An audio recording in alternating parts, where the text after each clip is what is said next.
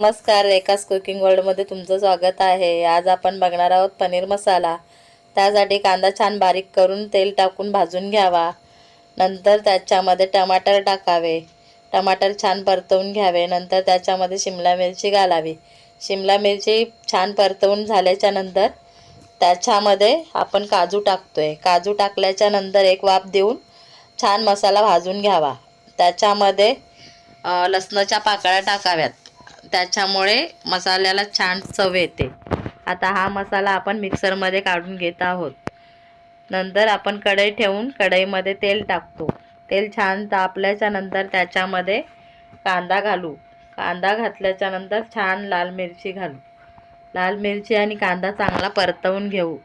कांदा लाल मिरची परतवून घेतल्याच्या नंतर आपण वाटण केलेली ग्रेव्ही त्याच्यामध्ये घालू. ग्रेव्ही घातल्याच्या नंतर छान ग्रेव्ही आपण परतवून घेऊ.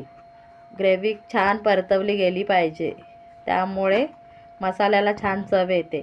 नंतर आपण त्याच्यामध्ये हळद, लाल तिखट, धना, जिरा पावडर टाकून छान मसाला भाजून घेऊ. मसाला छान भाजल्याच्या नंतर आपण त्याच्यामध्ये चवीपुरते मीठ घालू. मीठ घालून सर्व मसाला टाकून आपण मिश्रण छान भाजून घेऊ. त्याला छान तेल सुटलं पाहिजे.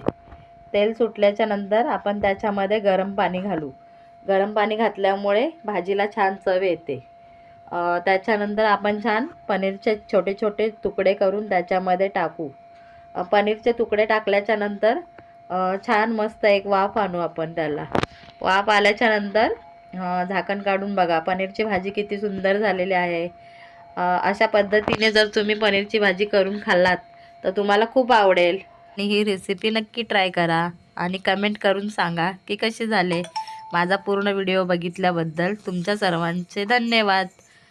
कमेंट आणि लाईक.